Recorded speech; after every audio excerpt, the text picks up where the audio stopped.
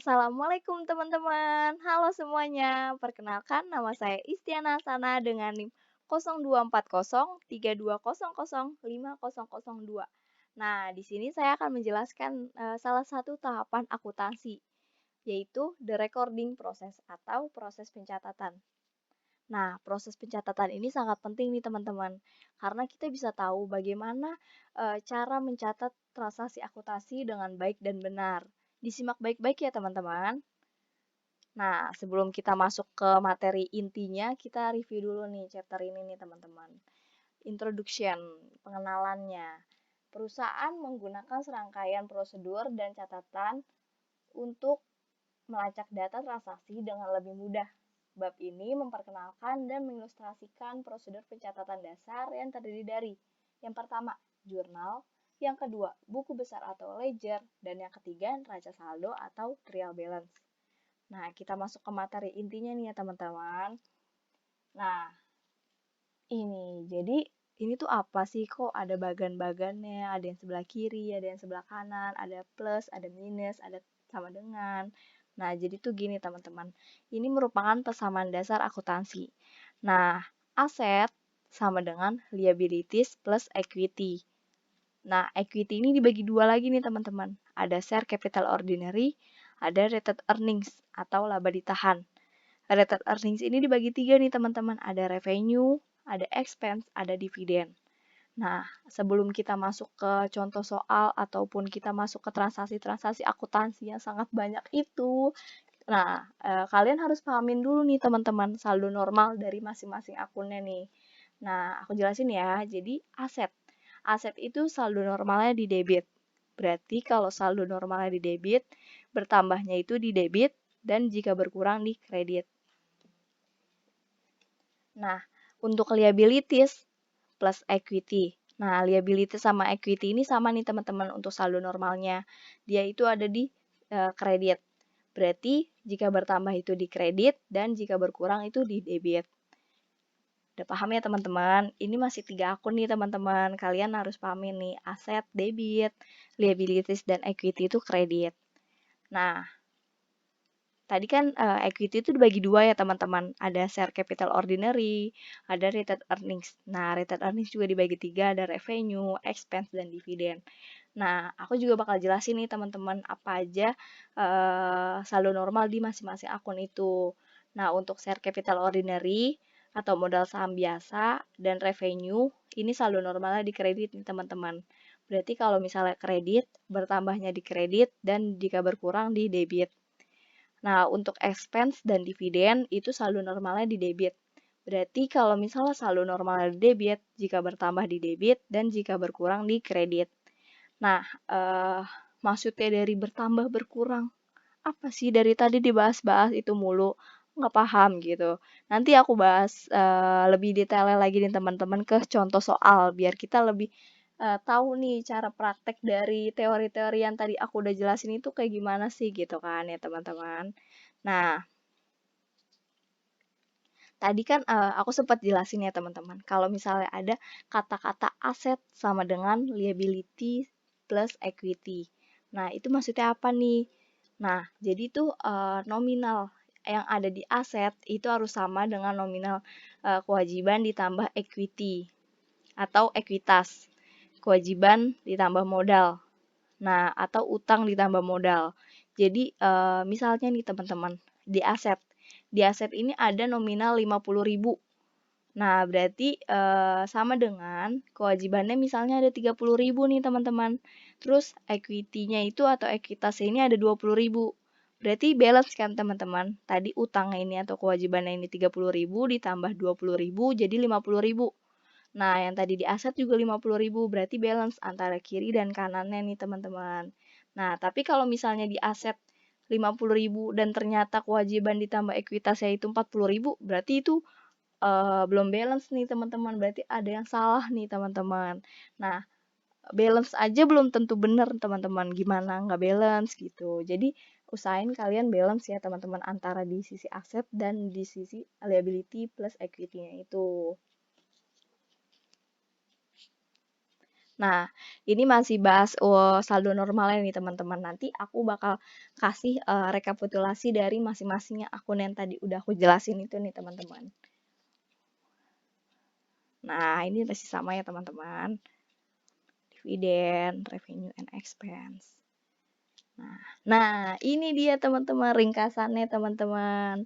Nah, kan tadi kan ada aset, ada liabilities, ada share capital ordinary, ada retained earnings, revenue, expense, dan dividen. Nah, untuk aset yang ini dia saldo normalnya di debit, bertambahnya di debit, berkurangnya kredit, liabilities bertambahnya di kredit, saldo normalnya kredit, berkurangnya di debit, share capital ordinary dan retained earnings dan revenue juga sama. Expense dan dividen juga sama, bertambahnya di debit, berkurangnya di kredit gitu. Nanti kalian bisa capture nih teman-teman buat lebih paham lagi saldo normal dari masing-masing akun itu gitu. Nah, learning objective 2. Tunjukkan bagaimana jurnal digunakan dalam proses pencatatan. Nah, tadi kan kita udah bahas nih teman-teman awalan-awalan pengenalan dulu nih saldo normal dari masing-masing akun. Nanti kita mulai ke implementasi dari si soal akuntansi tersebut ya teman-teman. Nah, sebelum kita masuk ke soalnya, kita pahamin dulu urutan dari transaksi akuntansi nih teman-teman. Siklus akuntansi. Yang pertama kita analisis dulu nih teman-teman. Habis itu kita jurnal si transaksi tersebut. Nah, terus habis itu kita post atau posting ke general ledger atau buku besar. Kemudian kita rekap nih. Jadi akun-akun yang ada di buku besar itu kita rekap nih teman-teman di trial balance atau neraca saldo. Nah, habis itu adjusting entries atau penyesuaian. Jadi kita sesuaikan nih teman-teman di akhir periode. Kemudian adjusted trial balance atau neraca saldo setelah penyesuaian. Kemudian financial statement atau laporan keuangan, closing entries atau jurnal penutup, dan post closing trial balance atau neraca saldo setelah penutupan. Nah, ini yang tadi teman-teman, the recording proses atau proses pencatatan. Jadi yang pertama kita analisis dulu nih teman-teman transaksinya. Nah, kemudian kita masukkan transaksi tersebut ke dalam jurnal. Kemudian yang ketiga kita pindahkan si jurnal-jurnal informasi jurnal yang ada di jurnal itu ke akun-akun yang ada di buku besar gitu. Nanti ada tahapan-tahapan ini teman-teman. Nanti aku jelasin gimana sih caranya gitu. Kita lanjut dulu ya. Nah, jurnal. Nah, tadi kan kita udah ngomongin jurnal terus. Jurnal itu apa sih jurnal? Nah, jadi tuh jurnal itu. Jurnal adalah semua transaksi keuangan suatu badan usaha atau organisasi yang dicatat secara kronologis dan bertujuan untuk pendataan. Termasuk di dalamnya jumlah transaksi, nama-nama transaksi, baik mempengaruhi atau dipengaruhi, dan waktu transaksi berjalan. Nah, ada jenis-jenis jurnal juga nih teman-teman. Yang pertama ada general journal atau jurnal umum. Yang kedua ada special journal atau jurnal khusus. Nah, untuk jurnal khusus dibagi lagi menjadi 4. Ada jurnal pembelian, jurnal penjualan, jurnal pengeluaran kas, dan jurnal penerimaan kas.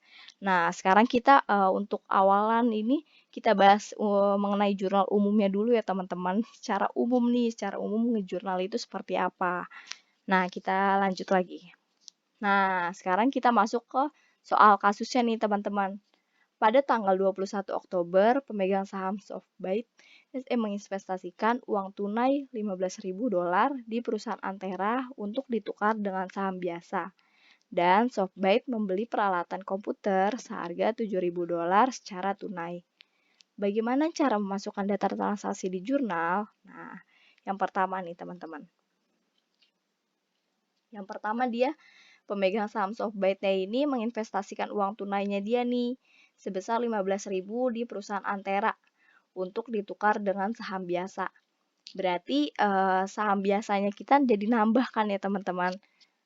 Ya, kalau misalnya share capital ordinary bertambah di sebelah kredit. Nah, cash-nya bertambah juga di sebelah debit. Jadi cash di sebelah debit 15.000, kemudian share capital ordinary sebelah kredit 15.000 gitu teman-teman. Nah, untuk yang kedua nih teman-teman. Dan Softbyte membeli peralatan komputer seharga $7.000 secara tunai. Nah, jadi tuh maksudnya gini teman-teman. Misalnya, kita nggak punya peralatan komputer nih, kemudian kita beli peralatan komputer seharga $7.000 secara tunai. Berarti yang tadinya kita nggak punya peralatan komputer, kita jadi ada. Berarti bertambah kan peralatan komputer kita kan teman-teman. Nah, untuk peralatan atau equipment ini masuk ke dalam kelompok aset. Berarti kalau aset itu bertambahnya di sebelah debit. Nah, berarti karena kita membeli dan membelinya itu secara tunai, berarti ada uang yang kita keluarkan atau cash yang kita keluarkan. Nah, sedangkan cash berkurang di sebelah kredit. Berarti equipment sebelah debit sebesar $7.000, kemudian cash di sebelah kredit sebesar $7.000. Balance kan teman-teman antara sebelah kiri dan kanan atau sebelah debit dan kredit. Gitu. Nah, ini untuk tadi dua transaksi tadi dijadikan satu nih teman-teman di general jurnal gini bentukannya. Nah, kemudian jelaskan bagaimana ledger atau buku besar dan posting membantu dalam proses pencatatan. Nah, kita masuk ke buku besar nih teman-teman. Nah, sebelum kita masuk ke buku besar, gimana mengimplementasikan si buku besar tersebut, kita pahamin dulu nih teman-teman. Ledger. Ledger itu apa sih? Ledger atau buku besar adalah berisi kumpulan akun-akun perkiraan yang terkait dengan pencatatan transaksi keuangan suatu perusahaan. Nah, jenis-jenis ledger ada dua. Ada buku besar umum dan buku besar pembantu. Nah, gini teman-teman maksudnya. Jadi, misalnya ini di bagian aset nih. Nah, tadi kan aku bilang kan, kalau misalnya si equipment ini masuknya ke kelompok aset. Nah, selain equipment ini ada land atau tanah, ada supplies atau perlengkapan, maaf, dan cash. Kemudian untuk liabilities, ada interest payable, salaries and wages payable, account payable, notes payable, equity ada salaries and wages expense, service revenue, dividend, related earnings, share capital ordinary gitu. Jadi untuk buku besar ini akun-akun yang ada di jurnal yang tadi kita udah catat nih teman-teman, kita kelompokin ke buku besar sesuai dengan nama-nama akunnya tadi. Misalnya nih ada 1 Desember itu ada cash pada akun receivable, kemudian 5 Desember ada equipment pada cash. Berarti yang cash sebelah debit yang pertama tadi kita jurnal di sebelah debit, kemudian yang kedua ada di sebelah kredit, kita masukin nominal-nominalnya gitu. Jadi kita kelompokin nih berdasarkan nama akunnya ini teman-teman. Nah, gini. Nah, gini nih teman-teman. Cash, ini kan yang di jurnal nih teman-teman, jurnal umum yang awal tadi. Cash sebelah debit, share capital ordinary di kredit. Nah, kita masukin ke buku besar nih teman-teman, yang cash. Yang cash tadi 15.000 kita masukin di debit 15.000. Berarti balance-nya atau saldonya ini 15.000 kan teman-teman. Nah, untuk share capital ordinary karena dia di kredit, berarti kita masukin juga di kredit nih teman-teman. Kredit 15.000, balance-nya 15.000. Gitu maksudnya teman-teman. Nah, ini untuk bagian akunnya ya. Jadi yang tadi nih buat gimana sih kita tahu kalau equipment itu masuknya ke aset gitu. Jadi ini emang ada kelompok-kelompoknya nih teman-teman. Nah, ini untuk contoh soal lagi nih teman-teman. Jadi dia menginvestasikan 10.000 dalam bentuk cash kepada si YZ Advertising ini nih teman-teman. Berarti yang tadi sama kan ya teman-teman, cash bertambah di debit, terus share capital ordinary bertambah di sebelah kredit sebesar 10.000. Nah, seperti ini bentukannya. Nah, ini pas di persamaan dasar akuntansinya nih teman-teman yang tadi awal banget. Kemudian ini yang di jurnalnya dan ini yang di buku besar atau general ledger. Nah, ini untuk yang equipment teman-teman. Office equipment atau peralatan kantornya. Dia bertambah di sebelah aset nih, di sebelah debit sebesar 5.000 dan karena dia secara kredit nih teman-teman atau utang secara notes payable berarti ada notes payable-nya nih bertambah di sebelah kredit sebesar 5.000 karena dia bukan dalam bentuk tunai, berarti yang bertambah itu notes payable. Kalau misalnya dia pakai tunai atau secara cash, berarti cashnya berkurang di sebelah kredit sebesar 5.000. Nah, ini bentukannya nih teman-teman. Nah, ini juga nih untuk Nah, ini jadi kita menerima uang muka nih teman-teman sebesar 1.200 atas servis yang udah kita kerjain.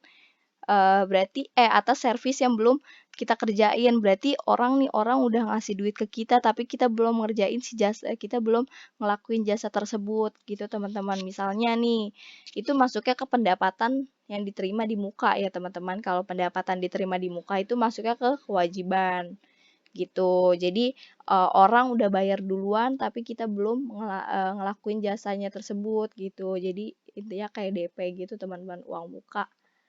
Nah, berarti cashnya kita udah dapat nih 1.200, tapi karena kita belum ngelakuin jasa tersebut, jadi kita belum ngelakuin si servisnya itu, si jasa tersebut, service revenue atau pendapatan jasa tersebut. Jadi masih unearned atau pendapatan diterima di muka bertambah sebelah kredit sebesar 1.200 gitu. Ini. Nah, ini juga sama nih. Ini kalau ini itu untuk beban sewa. Jadi kita nyewa untuk kantor kita nih teman-teman secara tunai. Berarti kalau secara tunai cash kita berkurang nih 900 dan bebannya itu bertambah sebesar 900 karena bebannya itu mengurangi equity, berarti kita tulis nih min. Nah, berarti rent expense pada cash sebesar 900. Nah, ini juga ini untuk asuransi diterima di muka. Untuk pembayaran asuransi selama 1 tahun sebesar 600. Berarti cashnya ini berkurang karena kita bayar nih teman-teman. Kemudian prepaid insurance-nya itu bertambah karena yang tadinya kita nggak ada nih asuransi jadi kita ada gitu. Jadi bertambah kan teman-teman. Berarti prepaid insurance pada cash. Gitu bacanya gitu teman-teman, prepaid insurance pada cash. Atau prepaid insurance sebelah debit sebesar 600 dan cash sebelah kredit sebesar 600 gitu. Balance kan teman-teman. Nah, ini dimasukin nih ke general ledger atau buku besarnya. Nah, kalau ini untuk pembayaran dividen kepada pemegang saham. Sama nih teman-teman. Berarti dividennya dia jadinya bertambah, cashnya kita berkurang. Nah, ini untuk ringkasan si jurnalnya tadi, jurnalnya itu atau jurnal umumnya nih teman-teman secara keseluruhan, bentukannya seperti ini teman-teman. Kalau tadi kan cuma kayak potongan-potongan aja nih teman-teman. Nah, kalau sekarang secara keseluruhannya nih. Nah, ini untuk ringkasan si postingnya tadi. Tadi kan udah jurnal atau jurnal umum, sekarang yang postingnya kayak gini nih teman-teman. Ini terdiri dari beberapa akun. Ada cash, pengelompokan si cashnya itu, ada supplies atau perlengkapan, ada prepaid insurance, dan lain sebagainya. Nah, sekarang siapkan raca saldo. Prepare a trial balance. Nah, sebelum itu aku mau menjelasin kalau neraca saldo adalah, atau nama lainnya adalah trial balance, mencakup daftar semua total akun buku besar. Nah, setiap akun harus menyertakan nomor akun, uraian akun, dan saldo akhir debit juga kredit. Jadi, akun-akun yang ada di buku besar tadi, beserta saldo akhirnya itu dipindahin ke neraca saldo nih teman-teman. Kayak misalnya yang tadi nih teman-teman. Misalnya cash, ini yang tadi di buku besar, cashnya itu saldo akhirnya sebesar 15.200, supplies 2.500, prepaid insurance 600. Nah, itu nanti kita pindahin ke buku besar nih teman-teman. Nah, ini teman-teman, sebelah debit kreditnya sesuaiin sama kayak yang tadi di buku besar gitu. Nanti untuk saldo di debit dan saldo di kredit balance sebesar 28.700 dan di kredit pun sama. Jadi balance nih teman-teman. Nah, udah selesai. Semoga paham ya teman-teman. Selamat belajar. Kurang lebihnya mohon maaf. Wassalamualaikum warahmatullahi wabarakatuh.